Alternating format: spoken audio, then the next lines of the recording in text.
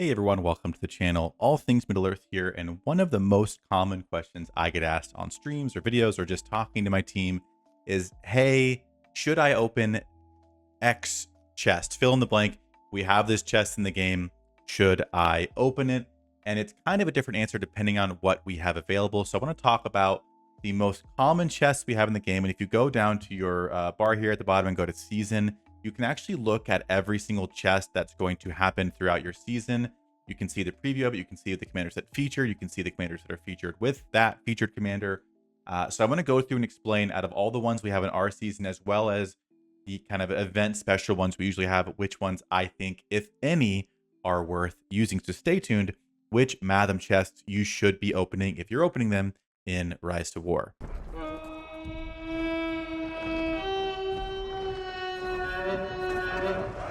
Now, starting off, we have the rare treasures, the normal treasure test, and this will be kind of my default answer.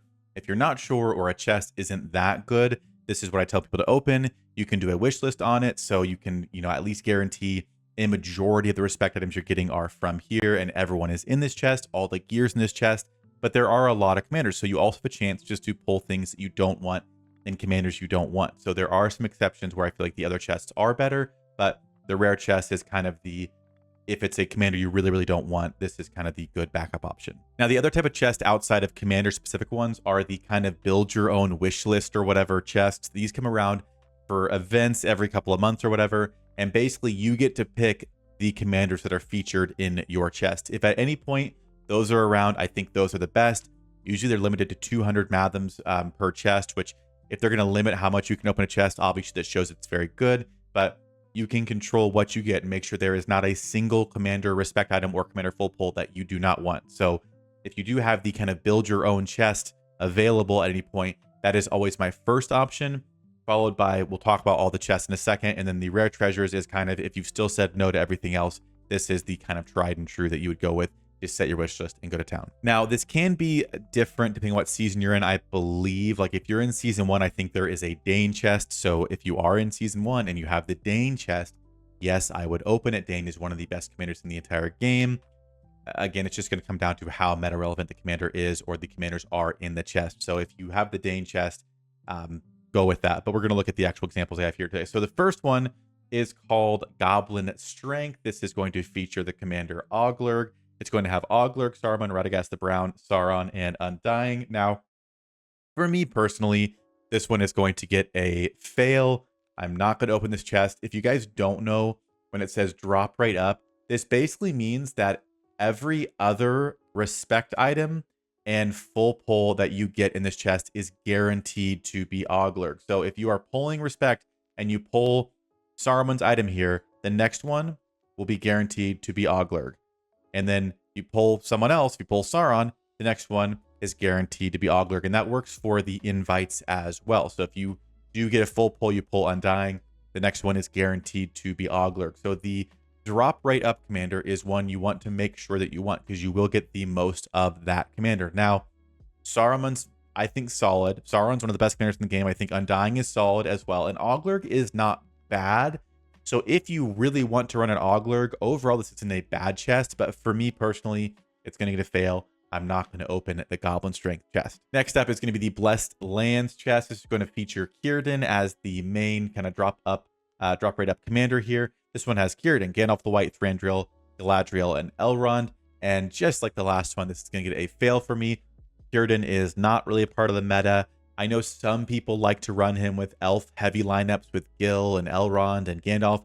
And Gandalf is probably the best commander in this chest, but the other ones, they do drop off from there. So I think even more so than the last, I would be staying away from the Blessed Lands chest. Next up is the Fall of the Stars. This is the Gil-galad featured chest. It's going to have Gil-galad, Elrond, Sauron, Círdan, and Isildur. This is one, it does depend on what you're running, so I'm not saying everyone and their grandma should open this, but this one is going to get a pass from me. Gil-galad is still a fantastic commander in this game. His evade is very, very good. He's not in the meta lineup, but there are very good Gils running around that can definitely make lineups very good if you're running elves. You have Isildur, who's one of the best tanks in the game. You have Sauron, who's one of the best supports in the game. You have Elrond, who is a kind of hybrid troop and physical damage who can be run with Gil-galad. technically you can run Círdan with those guys too, but 4 out of 5 I think are solid, some better than solid for sure.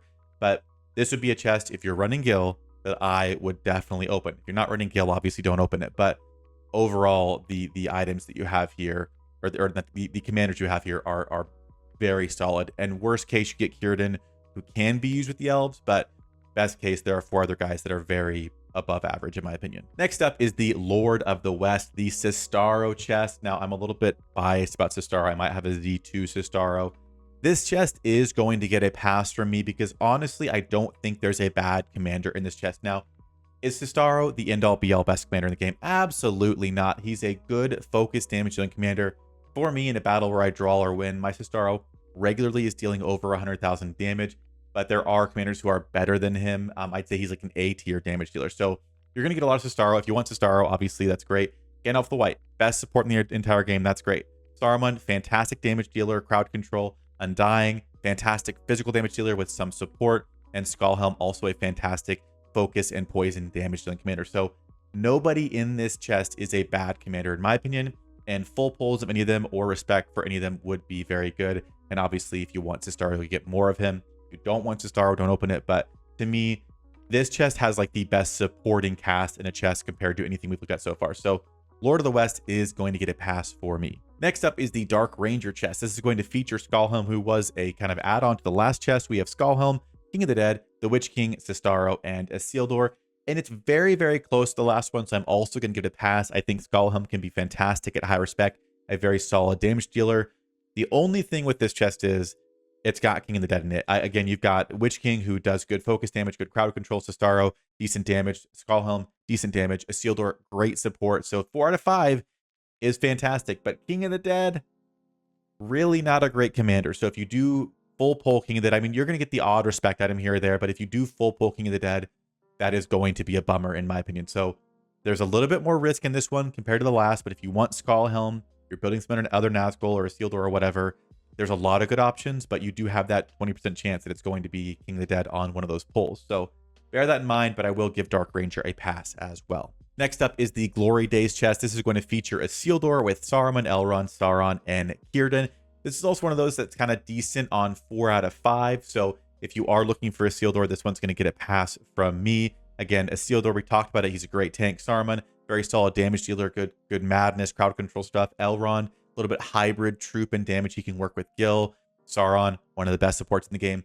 Círdan, again, he can work with Elrond, Gil. He can work with the Elven lineup, but I have found him more hit or miss, and I do find less people run him than others like Elrond or Gil that kind of fit into that Elven troop support lineup. So there's a bit of a dice roll here with Círdan, but otherwise these other 4 are solid. And if you want an Isildur who's a fantastic tank, this is a pass for me. Just to clarify, when I say pass, I mean it passes and doesn't fail, not pass on the chest. It's either a thumbs up or a thumbs down. And that last one is a thumbs up. So that's that one. Next one is the Sharp Easterling Spear chest. It's going to get a fail for me automatically. This chest is hot garbage. You should stay away from it. You have Sunid, who used to be arguably the best commander in the game at 1.0. Again, I'd be more upset about Sunid if A, I had a crazy wild one, and B, if it wasn't a made-up character. So we have Sunid, who's just not good. Gil-galad, he's fine. Black Serpent, who has some support use, but like really not a lot of Black Serpents running around. Kirin, also some crazy wild Kirins in 1.0 that were just nasty. Not so much anymore. Beruthiel, there's like some support options, but it's really reaching. Overall, I'd be pretty bummed with any of these as a full pull or respect items. So Sharp Easterling Spear is absolutely getting a fail. Next up is Secret of the Forest. This is Treebeard, and this is also going to get a fail for me. Again, Gandalf the White's fantastic. Saruman, we talked about. We've kind of seen everyone at this point or close to it, but Treebeard, in my opinion, is not worth investing in at all. I'm sure there'll be one person who says they love Treebeard, and honestly, I'm happy for you that you found someone in your life, but I would not want a bunch of Treebeard respect. You also have King of the Dead here, who is not good, and Radagast. So 3 out of 5 being very undesirable. It's not worth it. Do not open Secret of the Forest. It gets a fail. And Secret of the Forest is actually the last chest there. So I feel like we went about 50-50. I'll have to total up actually in editing and see what we went to. But basically, long story short, if one of the ones I said to go in on is up in your server and you do want that main commander, then yeah, go for it. They're pretty solid to do.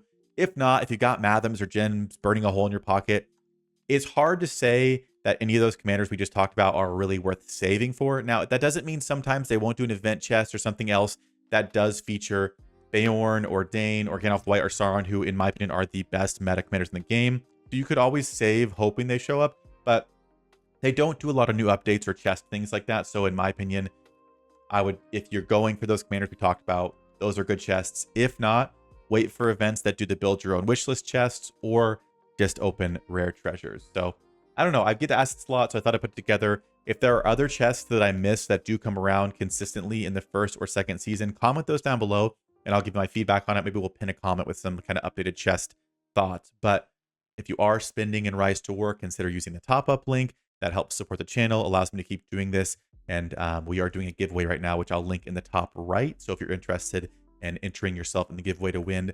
$100 worth of gems. Listen, I wish I could do $1,000 for the gems, but gotta get the dog treat. You guys know what it is. So use that link if you're spending. If not, no worries. Hit the like button, comment, all that good stuff. But that will do it for this video. And as always, I'll see you guys very soon in the next one.